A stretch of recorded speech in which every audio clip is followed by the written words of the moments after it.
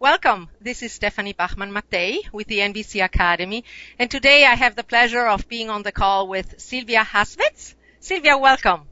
Thank you. Glad to see you. Thank you very much. You too. Yeah, it's fun.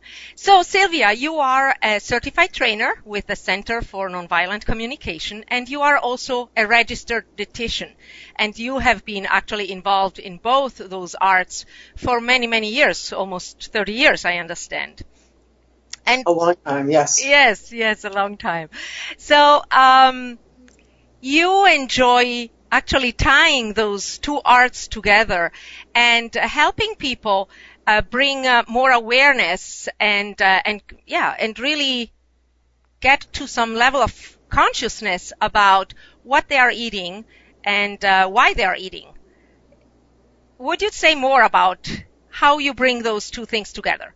Absolutely. What I find with most of us around food and eating is that we talk to ourselves in ways that we wouldn't really like to be talked to by other people, but we somehow do a lot of blaming and shaming ourselves when we eat things we think we should not eat.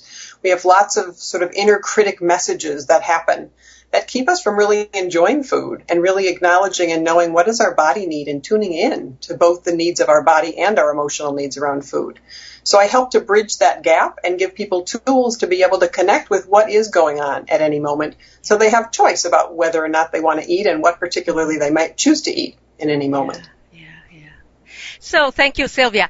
I read what one of your clients actually wrote, that you care about what goes in the mouth and also what comes out of the mouth.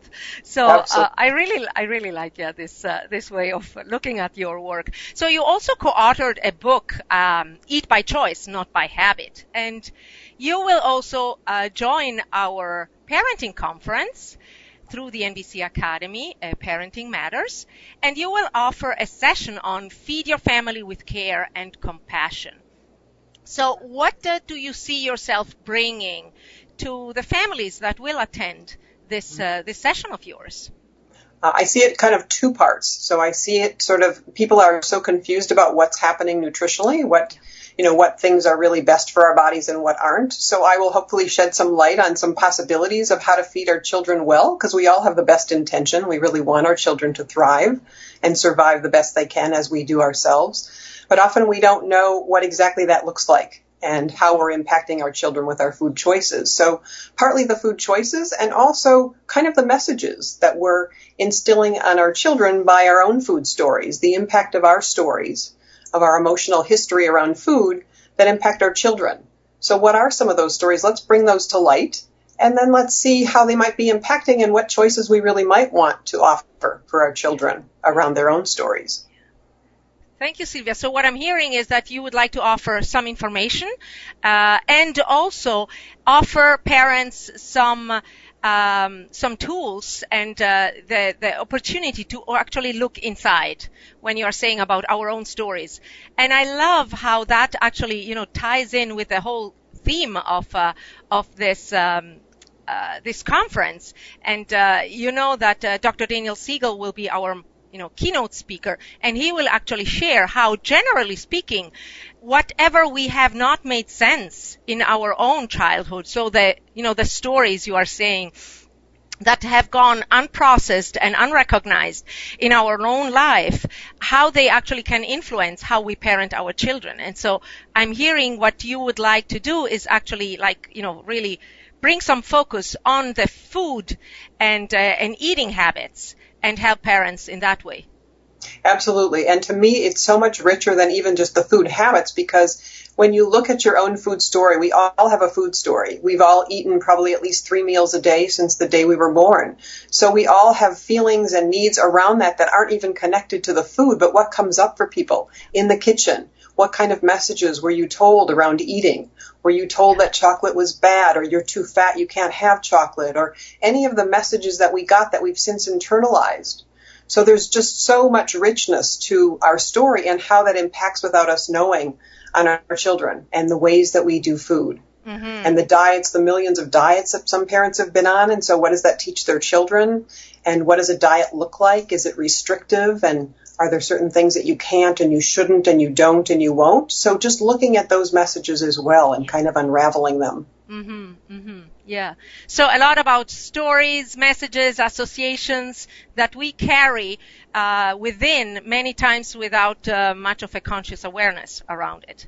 And Exactly. so by shedding some light, what I'm hearing is that we can then be more present for our children's not only nutritional needs, but also emotional needs tied to food. Absolutely. Am I getting it? Okay. Absolutely. Right. And because addictions, so many people deal with and struggle with addictions. Now, food is the one thing that children, that's the one piece they have. Generally drugs they can't get to at least to a little bit older age, and, alcohol and other things, or smoking. But food is something that kind of starts early. So that whole relationship with food is so key to how they live the rest of their lives. So you're really instilling some incredible values in your children by the way that you are doing your own food story. Yeah. Thank you. Enjoy hearing that. Yeah. So. And one of the other curious things is I've noticed in my own little simple sample is many people with food issues or eating disorders is often because they had relationships that were ungrieved. So maybe they lost a sibling in youth, or they lost a parent or grandparent, but didn't have a safe place to really share and grieve their emotions. So that's another place in which some people's food stories show up. That need healing. So my inability to grieve then inclines me to look at food as a soothing experience. Is that part of it? One of the things on my book Eat by Choice, Not by Habit, it's by an anonymous person. I think it was from some food organization, some staff or conference of some kind. And what it said was something like, something about if you stuff your emotions, it'll show up in food. And that's not the exact quote, but it's really about the stuffing. And to me, so if I don't really focus and grieve and connect with the emotions that are up, food is a really easy source to kind of soothe and nurture when I'm not looking to other people or looking to my own connection with myself. Yeah. So, you know what it is? It's face your stuff or stuff your face. That's the exact quote. Okay. Yeah. So it sounds like we will all have a rich opportunity to do some digging into our own inner landscape and inner world. And you will help us understand some of these connections in order to empower us to be really more present and more aware for our children without this unchecked and unprocessed baggage that we may carry within. Yes, and what we bring to light, we can heal. If we don't bring it to light, there's no possibility of that happening. So that's my hope as well, is that we can heal that and really make different choices and contribute to life in a very different way, in a more joyful way, and really enjoy food more. I find people really don't enjoy food very much because there's so many messages about it. Right. Yeah. It's a loaded issue. Loaded. Yes, absolutely. So, Sylvia, what would be one thing if the parents that will be listening to, your session and engaging with you in January during this conference, if they were to just take away one gem from your session, what would you hope that would be? I would hope they'd get just even one nugget of awareness about something that happened in their past that might be impacting their present and their children's lives. So some sort of, some light for them so that they can see that they have different choices. And maybe it's even changing one habit of theirs that their kids might then see their habit that's changed, and that can impact on them. So to me, it's not about teaching people what to do. It's living life and letting them watch. And that's what I think is really huge with parents. Right. Is living your life in integrity with your values and letting your kids watch that. Exactly.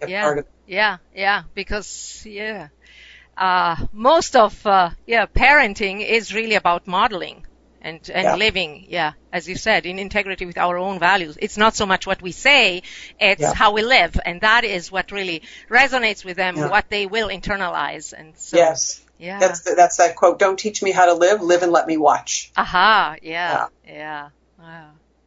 Thank you, Sylvia.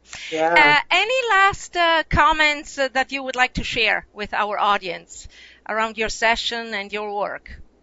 I would say just an awareness that food is obviously a need. We need to eat to be able to live. But so often it's used as a strategy to meet other needs. And so the more aware we are that food can be a strategy to meet other needs, and look at what those needs are that we're trying to meet with food other than the need for hunger or need for food being hungry. So I would say, look at those, just tune into yourself and say, what are those other needs? And are there other possibilities of ways I can meet them? So that, again, you're in choice. It's that pause between opening the refrigerator and just noticing, what's going on? Did I just have a fight with somebody? Did I not, deal with something in a way I was pleased with? So now I find myself in the refrigerator even though I ate just 20 minutes ago. So it's really starting to notice and to wake up to what's happening inside. Thank you, Sylvia. And I'm guessing that the more we are able to do that with ourselves, the more we are also able to observe if that is what is happening in our children. And therefore, Absolutely. Yeah. Absolutely. And I have a guidebook that goes along with my book because it's actually to work with children so that parents or groups could be working with children to really uncover their own food story right now so they can start healing some of their food story before waiting till they're 30, 40, 50 and on. Exactly. Yes. So give our children a start earlier than, yes. Yeah. Attending to some. To unlearn. Yes. Yeah, exactly. Or the unlearning we are trying to do. Yeah. Yes. All right, Sylvia, really, I appreciate your time and your expertise, and I'm very happy that you are part of this conference. So for all of you who would like to, give a look at what could be some of the unclear and unaware associations and memories and stories with your food, and maybe be able to make some shifts out of choice, as Sylvia was saying, and also know then how to support our children relate to food in a way that is fully healthy, not just physically healthy but also emotionally healthy. I invite you to join us for the conference, and especially to Sylvia's session. Thank you, Sylvia. Thank you. Bye-bye. Bye.